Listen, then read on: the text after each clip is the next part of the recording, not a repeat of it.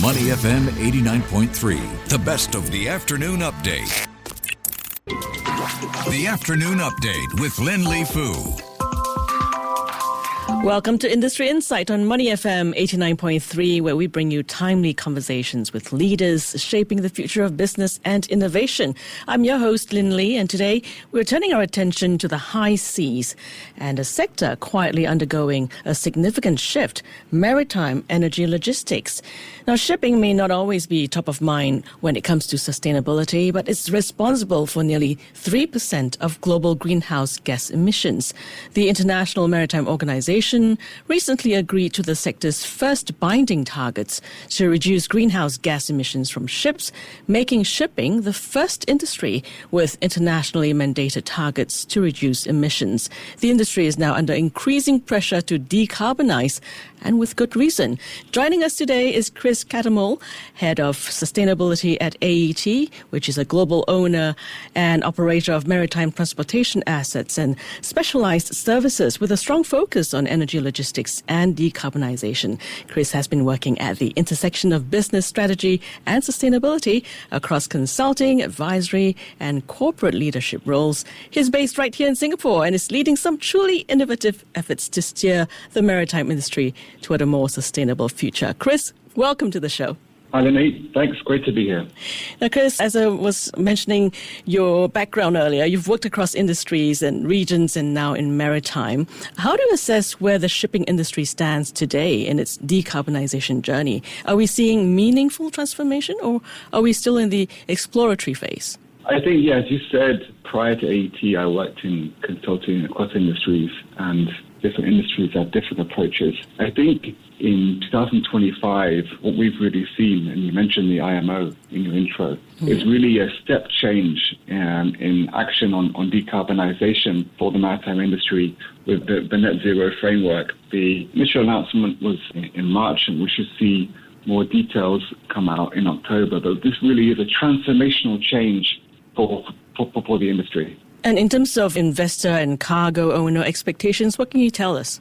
Yeah, so a lot of the details of the implementation are to be worked out. And actually, there's a lot of uncertainty around the future. You know, when we acquire, invest in a ship, it's got a long lifespan of over 20 years. So we look at many factors involved in the emissions and the measures which can reduce emissions over that length of time. So we are trying our best to give the charterers, who are the parties who are using our ships, the information that when they're making a choice about whether to use one of our ships, they have all the information to assess the return on investment and how they can reduce their emissions.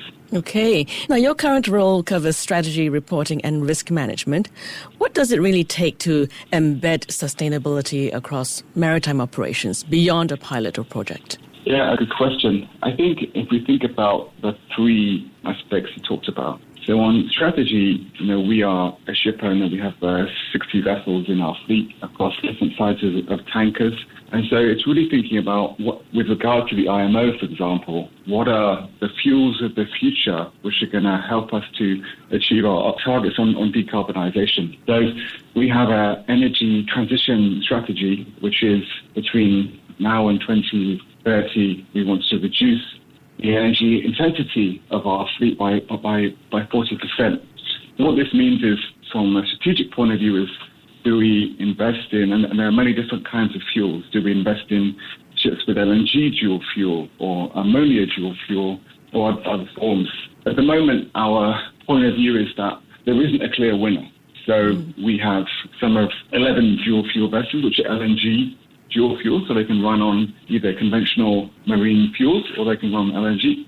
But we will also be launching 3 of the first ammonia vessels from 2027. That's really how you think about incorporating sustainability in strategy. Okay. And what about in terms of operational integration and perhaps aligning internal culture? Could you share your thoughts with us? Yeah, so operationally, when it comes to decarbonisation, it's really being able to gather all of the data, because ultimately all of the 95% of our overall emissions come from the vessels. So it's really a team effort to make sure that when we are managing the ships, we understand what fuel they use and how that's being reported up to the company, and how we do reporting and optimize and choose on the things we want to implement on our ships. So, for example, we are beginning to evaluate carbon capture and storage as a means to decarbonize over the next 5 years. So, again, this is how you go from the strategy at the top of the house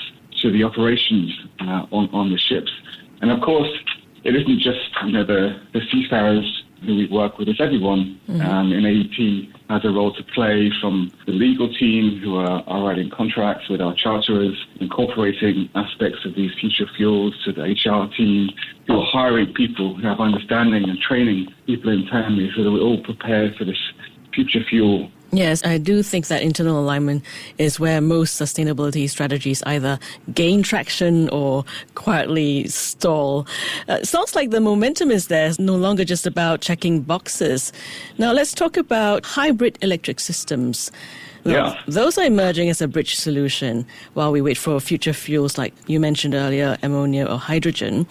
Where do you see plug-in hybrid electric vessels fitting in the broader transition roadmap? Yes, I think hybrid is really exciting. I think that we have a partnership with a battery manufacturer called Fleetzero in the US, and we plan to outfit one of our smaller vessels with a hybrid electric drive, which should reduce emissions by around 70-20%. So really meaningful emissions reductions can come from hybrid electric. There are obviously some considerations around the change. You need to change how the seafarers are trained to use these things. There are differences in maintenance cycles and other things. But I think we see them as a transitionary step for our fleet. I think the big challenge with batteries is, compared to other fuels, that they're not currently suitable for use on our larger vessels with the current approaches and current science. So we hope with this pilot on one of our smaller vessels, we can see how it works and then expand it as the science improves and able to get more energy into the batteries on the ships. Yeah, transitionary, but sounds like a practical step, especially in an industry where reliability really matters. I think having a transition option that still delivers impact makes a lot of sense. Now, let's get into a real-world case. AET's partnership with Fleetzero to retrofit a lightering support vessel with modular marine batteries. So under this agreement, one of AET's LSVs will be retrofitted to run primarily on battery power. As you briefly mentioned, the expected result would be a reduction in greenhouse gas emissions by about 82% on a tank-to-wake basis and projected avoidance of over 1,200 tons of GHGs annually. And all this while maintaining high safety standards. Chris, beyond these impressive figures, what strategic value does this pilot offer to the broader maritime industry? I think, to achieve decarbonisation for the industry, it takes a lot of different parties. We are a ship owner, so we make long-term strategic investments in ships. We work with our charterers who are basically, they're renting our ships for a period of time. Then you have the regulators, for example, the Maritime and Port Authority in Singapore, and then you have the tech providers. So Fleetzero is one of those. And so we all have a role to play in moving the industry forward towards the IMO net zero goal on or around 2050. And so strategically, what we are trying to do with Fleetzero is to provide our lightering support vessel as a test bed for their innovation. So, and by doing this, we can demonstrate to the industry, to other players who are perhaps operating a similar size and class of vessels, that it is possible to use hybrid electric on a vessel this size and for the operation that it's doing in the US Gulf. Okay. Now, battery-powered ships do need infrastructure support. From where you stand, in your opinion, how ready are ports, particularly in Asia, to accommodate hybrid electric vessels? Yeah, I think it's not widespread in Asia. You see increasingly in Singapore, there are trials, and many of the ferries that operate between Singapore Harbour and some of the outlying islands are increasingly running on batteries. But certainly that's not the case throughout the rest of Asia. So it will be, again, it will be collaborative efforts, and there are many of these such initiatives where authorities, the MPA and others are talking about how they can develop the technical standards to support the infrastructure so that we can have a chain of ports that are able to support these kind of vessels. Do you think there's a need for more public-private partnerships? I think, that's a big question. There's many different areas that could benefit from this kind of thing. I think, one of the things that we haven't talked about, but is important, in decarbonisation as we look towards future fuels like ammonia, which are highly toxic, is how do you protect the seafarers on the vessels. So, for example, we are working with MPA on a maritime energy training facility where we provide our expertise to them along with others to ensure that when seafarers are operating ammonia engines, they're doing so safely. And in terms of the port readiness issue, I think it's one of those classic chicken and egg problems. Vessels are coming online, but the shoreside readiness is not quite ready, still playing catch up. Chris, you've worked in ESG advisory across sectors like manufacturing, energy and tech. What lessons from those industries could the maritime world adopt more proactively? That's a good question. I think with maritime, as opposed to, say, consumer goods, for the person on the street, they don't really see it. It's not front and center. But what I think with the IMO announcement and with what some companies like AET are doing, we could do a lot more to explain the great work that is being done and see how it could be applied in other environments. So, for example, obviously the hybrid electric is using a battery of considerable size. So how could that be applied in other extreme environments? Because obviously it's being used in a corrosive environment at sea. So there are perhaps some technical and some PR things we could do in the industry. Okay.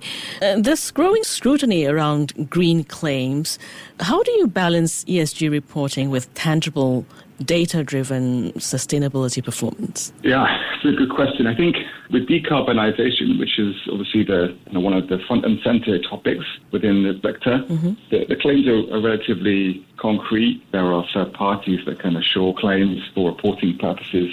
And we try, in all of our reporting, we recently released our AET annual review, which is effectively our version of an annual report. We are private, but we release that. And as part of that, wherever we make claims around emissions, tons of CO2 or percentages, we really spell out what does that mean in terms of the life cycle of a vessel or whatever the context is. So I think there is good practice out there. And then on other areas, there is more work to be done. But I think generally, as the industry evolves and more public reporting happens, you'll see a reduction in the claims that you can't substantiate. Very interesting, but it is a tricky space, isn't it? Reporting's important, but the credibility really lies in whether those numbers hold up under pressure and actually influence how things are running day to day. Now, how should maritime players think about transition risk? Yeah, it's a big topic, especially as we're thinking of a 20-year time frame. So, we think about the risk in transition largely as a result of the regulation that will come onto our vessels. So you mentioned the IMO Net Zero framework. So we are actively thinking about the scenarios for that framework and the penalties and the benefits that will come from that framework now, and doing that over 20 years for our business. And there are other regionalized regulatory regimes in the EU, for example, where we're also building in assumptions on the risk in transition. Okay, and you're based in Singapore, so, your thoughts on how Southeast Asia might be contributing to or accelerating maritime decarbonization globally? Yeah, I think, Singapore, I believe, is the largest bunkering or refueling port in the world, and the MPA does a lot on a range of different topics. Decarbonization is one, but there are others on human safety and other areas. So I think the MPA can really play a leading role in this region, and obviously is a key port on the trade between East and West. So I think you'll see increasingly developments in that space between some of the regional port authorities here to upskill and upgrade our facilities in this region. All right, Chris, before we let you go, a bit of quick fire round. I'll throw out a few trends and maybe you tell me whether they're the real deal or just buzz. Okay. Let's end with a quick segment. Tell us if it's a real game changer or just hype, okay? Ammonia-fueled ships by 2030? Game changer. Okay. Autonomous shipping as a sustainability driver? That's a tough one, actually. I don't actually feel super qualified to make a call on that one. We still believe that seafarers are going to play an important role. So I'm kind of on the fence for that one, I'm afraid. Okay. You know my job is to put you on the spot, right? So carbon offsetting in maritime? I think that one, again, is tricky. I mean, we all want carbon capture and storage to work. I'm going to go game changer for it's a bit of a bet. Okay, and nuclear propulsion for cargo vessels? Well, you've really thought about these. These are tough. I'm going to go pipe. I think it's too early. But again, I could be wrong. Okay. Chris, thank you so much for playing this rapid fire game, and thanks so much for your insights, making the time to be here. Always good to cut through jargon and get a clearer view of what progress actually looks like in practice. Thank you. Thank you, Lynlee. He is Chris Cattermole, Head of Sustainability at AET, a global maritime logistics provider specializing in energy transportation. And that's it for today's Industry Insight. Now, if you found the discussion useful, you want to listen to it again, you can on SPH Media's podcast platform, Audio. It's spelled AWEDIO. We're also on Spotify and Apple Podcasts. Stay tuned on Money FM 89.3.